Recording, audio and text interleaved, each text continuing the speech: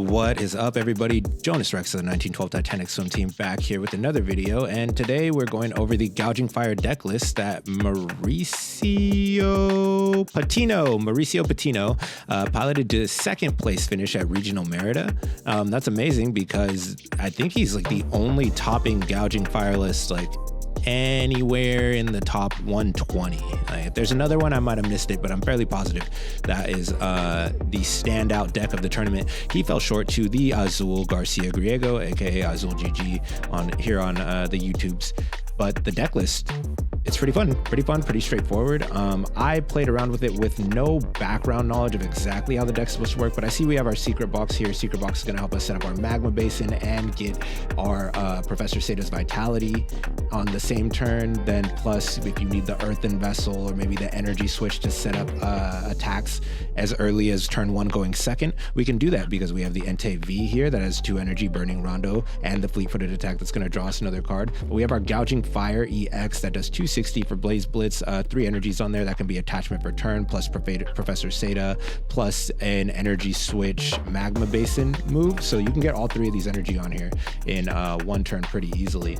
We have our Switch Cart because we do have to move him out of the active and then back into the active, and Jet Energies that are going to help us get things into the active. So like if I need to push this Flutter Mane up to the active and then immediately retreat it, then I can swing 260 over again. The Delphox in here is great into single prize matchups because we just pop off 2 energies and we do 120 and 120, so we still take 2 prizes on a singular swing. And then if they decide to bring down their big EX or something later in the game, that's where we have our Gouging Fire to come and clean up some of those messes. We have the Munkidori that's going to be helping us pick up some of these KOs. It's going to fix the math here where we have this 260. We can easily get to 290 because we're going to be slowly building up energy via the Magma Basin on some of our bigger guys like the Entei V or the Delphox sitting on the bench. So then we can just take that and apply that somewhere else. I'll have the deck list down in the description below if you want to try that out for yourself. Make sure to check out the finals of Regional Merida if you want to see the actual professionals play this deck the way it was intended to be. But until then, you can go in and check out me as I just bumble and fumble my way through these next couple matches. We're gonna play a 2 out of 3. Let's get to it. All right, so game 1, we have our opening here. We should have opened with the Gouging Fire EX, but instead we opened up with the Greninja because I didn't want to miss on that Fire Stadium where I get to go ahead and take the energy from my discard pile and put it onto my bench Pokemon. I wanted to be able to make sure I hit that, but in hindsight, being able to grab these and then use the Nest Ball means that I can go into an Entei V and then have an energy switch target that I can go ahead and put that to. Another mistake there. I should have totally just attached that energy to the Entei V because we're looking over at the Zapdos, which I do eventually correct for, and realize that I can just KO that Zapdos with the Entei V, and that's going to be a better opener for us than trying to charge up the Gouging Fire EX right off rip. So we attach the Forest Seal Stone to the Entei V before we eventually move on with passing turn to our opponent. We don't have a ton going on right now, so passing turn to the opponent is completely fine. They're going to go ahead and make their plays. They're going to bring down a Pikachu EX, which is a huge target for us, and having the Munkidori means that we will be able to bypass the Resolute Heart ability. They go into Arven here, and as they go into Arven, I start to wonder, did I make a right decision? I probably could have used the Forest Seal Stone to put ourselves in a position where the Entei V would be in the active spot. We could have drawn another card, but as I watch my opponent play out, they are slowly going to use this Miraidon to fill up their bench, and then they do that to get the Raikou V, which could have like really threatened our Entei V, so I'm kind of happy that I left it on the bench. What I'm looking at here is that they're probably going to end up KOing the Radiant Greninja if they go into something as small as an energy and electric generator, and they use the Forest Seal Stone here to go ahead and get something from their deck, but in the end, it turns to not be an electric generator, so I don't really have to worry about it. They go with the Switch Cart, they bring the Raikou V into the active spot, but all they're doing is providing us with a target because they're going to use it for the draw, attach a singular energy before moving on to giving us the turn. So we get our Magma Basin, the Fire Stadium, and we go ahead and just attach that straight to the Entei V. From here, we can use Star Alchemy, and that's going to help us get something so we can switch. Again, just learning my way through this deck at this point, realizing that we don't have the Secret Box, so we can't set up everything all on this turn. So now I have to decide, what am I going to do with all of these cards? It's not my deck, so I have to figure out what the best play is here on the fly, and I decide that Professor Sada's Vitality is that. So I'm going to use this Dark Energy so that we can go ahead and retreat, bring up the Entei V before using Fleet-footed to draw ourselves another card, and then we're going to go ahead and use Professor Sada's Vitality to help us get stacked up for the following turn. We're putting that Dark Energy onto the Gouging Fire, but that's fine because it does use 1 colorless energy for its attack cost. We're going to get both of those back into the deck before we ultimately decide that we're going to attack with the Entei V here, taking the knockout on the Raikou V and putting us ahead of our opponent 4 prizes to 6. Now we get the second Munkidori. The more damage counters that we can put on things with Magma Basin, the easier this battle is going to be. Because with Munkidori, we're gonna move 30 and then 30, so that's 60 extra that we can easily find putting onto things, and that 60 extra can one-hit KO things as big as Dragapult if we're using our Gouging Fire 260 plus 60 at 320, or we're just getting rid of Pikachu EX's Resolute Heart ability. That can also play an important role for us. So as our opponent starts to pop off here, he finally drops an Electric Generator, and he starts to load all of those energies onto the Raichu V. And there we go, according to plan. He loads everything onto the Raichu V, which I think is a misplay here because he's loading all of his energy onto something that if it wants to KO us has to discard all of the energy.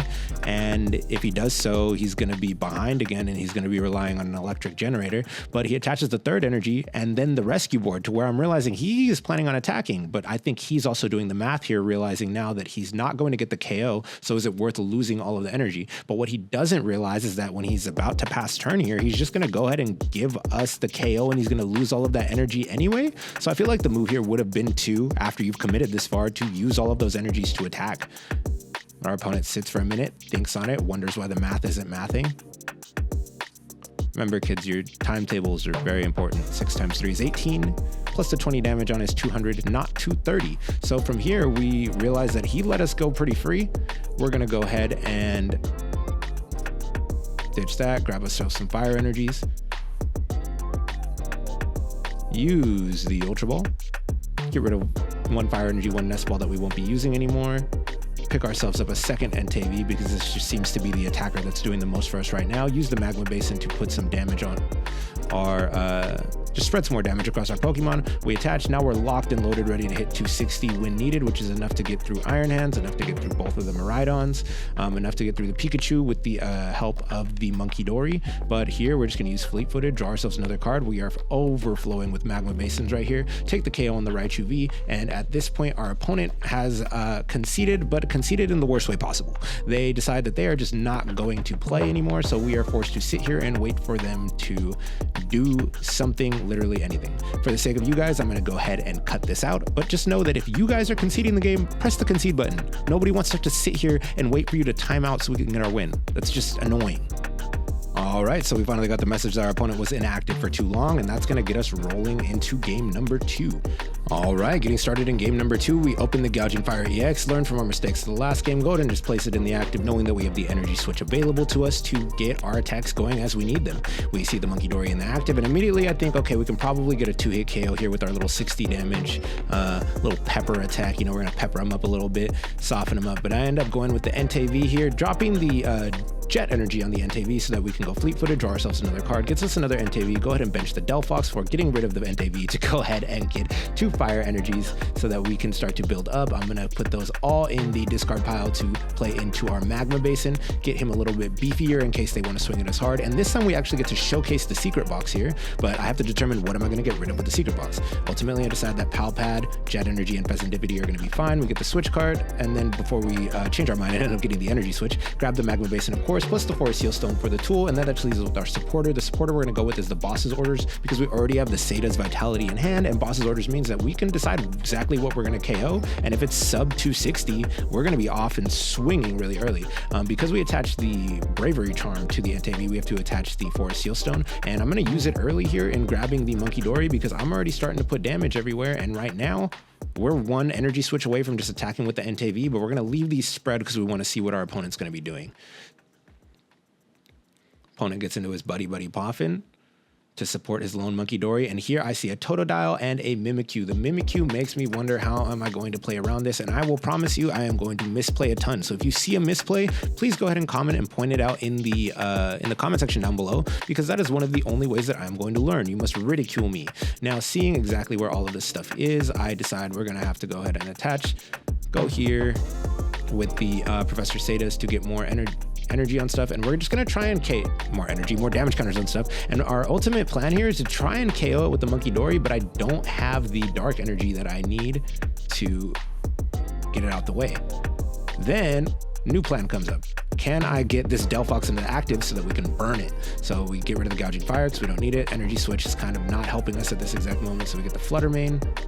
Go ahead and stick the Flutter Mane down, thinking that it will actually be useful, but we end up just passing turn because we couldn't make up our mind. We tried to do 3 different plays on that same turn. Kind of started with, okay, we're going to play for the boss route, but then we went straight into Professor Sada's, which doesn't make sense. We should have just bossed up something that we could have KO'd at that time, taken the prize, and then gone on from there. Or we should have committed entirely to getting Delphox into the active so we can start the burn strategy and wear down our opponent. But they also have 2 Munkidoris on their bench. Although they don't have energies on them at this moment, that could negate a lot of the burn damage that we're going to do. So we really need to have a better plan to get rid of that Mimikyu. I think that burn plus the Munkidori is the way to go, but we just got to play here. So our opponent Ionos us, gets more of their board set up, but they still haven't gotten into a Crocodile, which means we have time to really get going. I'm going to go ahead and use this Munkidori here, plus a Magma Basin to put more damage counters on things. And that's going to allow us to start working on the Mimikyu. All right, things are going well. We're putting the pressure on the Mimikyu. Our opponent has to make a play. And before we energy switch, we go ahead and fleet-footed, never punish, go into the switch cart. Switch cart up to the Delphox. Delphox decides that we got to put the burn and put the pressure on him. The burn and confusion was not exactly what I expected. I thought that confusion meant that they could not freely retreat. They would have to go ahead and flip the coin. I am going to later find out that that is not the case.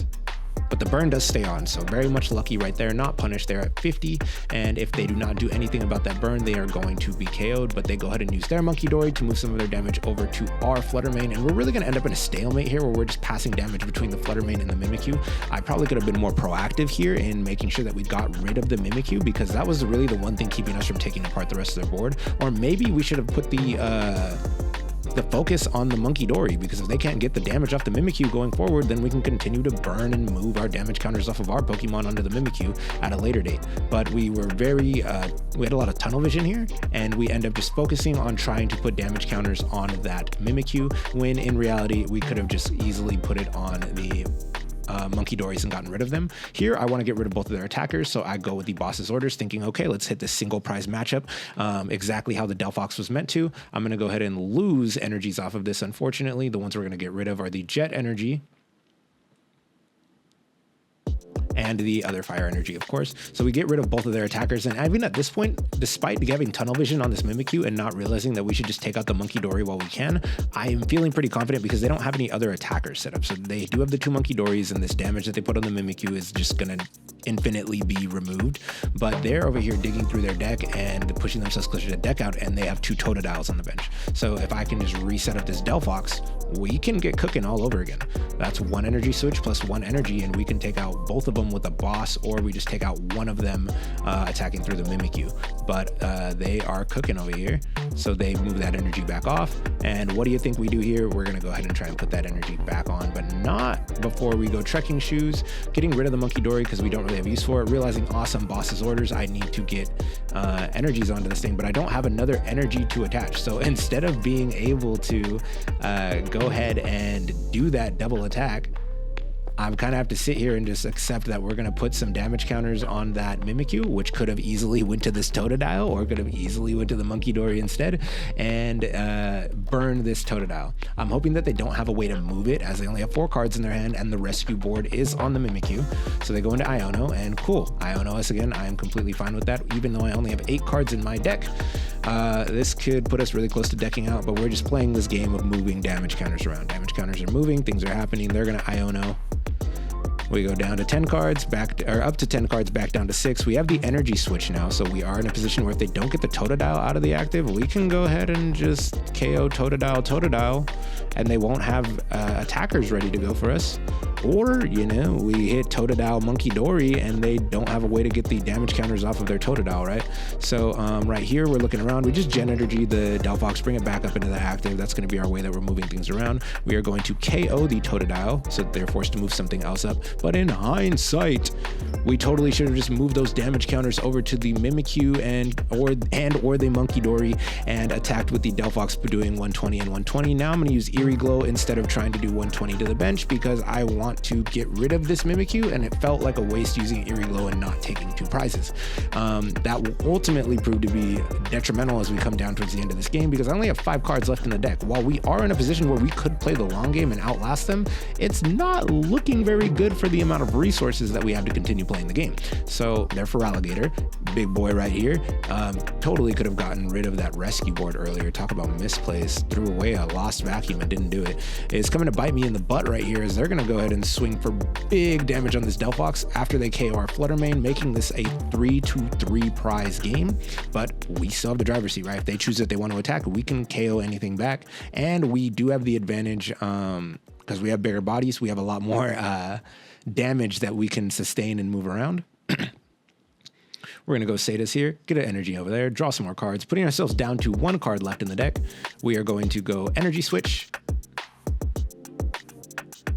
Adrenabrain, moving damage counters, just trying to keep the pressure on the Munkidori, realizing it's a losing battle, but continuing to do it anyway, accidentally pressing Fleet-Footed before pushing Burning Rondo and hoping that our opponent doesn't notice that we have no cards in deck and they possibly Iono us one more time, because that was stupid. We literally just threw the game away right there, and had we not done that, we could have Roxanne on the following turn and put all these cards back. Like, there was definitely plays that we could have made to survive yet another turn, but we're at 0 right now. I don't think our opponent realizes that the game is over. They just have to pass turn. So I'm hoping that they will do something to put cards back in our deck, but they already played the Lana's Aid, and I'm just waiting this one out. See them grab the Iono, and I just wish, man, if that was a supporter in their hand at first, maybe they would have played the Iono, and maybe we wouldn't have decked ourselves out in this matchup. But they're going to reverse thrust and then switch back into the Mimikyu, and that passes over to us, where we lose to deck out. So in a best 2 out of 3, if we lose game number 2 and we won game number 1, we got to play game number 3. And game number 3, we open the Gouging Fire again. It's just been awesome to have that in our opening hands. And thinking about our ratios, we're probably going to open Gouging Fire EX or Entei V relatively often. So not only is the deck on theme, it's very aggressive in getting these our attackers out early, who are going to be doing a lot of attacks. We open up Secret Box, getting rid of the boss's orders, my Bravery Charm and an Energy. We go to get our Sadas, we get our Nest Ball, we get our Bravery Charm and our Magma Basin. We are feeling ourselves right now. We go ahead and get the Entei V down, we drop the Magma Basin, use the Professor Sadas to go ahead and get an energy onto our Gouging Fire EX. We use the Trekking Shoes to find a Switch Cart that we ultimately accept and put into our hand. We put down the Forest Seal Stone onto the Entei V before using it, looking into our deck, grabbing ourselves a Earthen Vessel, because we were looking for another energy. We go ahead and use the Earthen Vessel, getting rid of the Munkidori that we don't plan on using at this moment. Grab ourselves an energy, one that we attach, and then the Ultra Ball we use to get rid of the extra energy, plus the Bravery Charm that we probably don't need in this matchup at this moment. And then we're going to go ahead and get the Munkidori. Just kidding, not the Munkidori. Get the Squawkabilly, throw this Hillbilly on the bench, and then he's going to be real supportive right now after we go ahead and energy switch, move this energy onto the active so we can take the KO on the Ho-Ho. We want to refill our hand, get rid of all those cards, get a bunch of new ones, so we have to take our time, go through some Trekking Shoes. We will take that Gouging Fire. We will not take that Earthen Vessel, which ends up turning into a Delphox, which is fine. We bench the Delphox. Going into our Gouging Fire EX, we use Blaze Blitz, taking the first KO, putting the pressure on them, taking 1 prize card. We have the Jet Energy now, so what we can do is use Jet Energy plus a Magma Basin to get the Entei V into an attacking position, so we can easily rotate that right back around and take KOs on smaller Pokemon with less than 150 HP, right? We got 2, 4, 6, 8, 10, 12, so 120 damage right now. I can bench this extra one, get us up to 140, so we can take KOs on this Noctowl. That won't be much of a problem, but our opponent realizes that and they just concede. So in the best 2 out of 3, we win it 2-1. This is Gouging Fire, and if you guys have played any different, let me know in the comments. Until next time, Jonas Rex, signing out.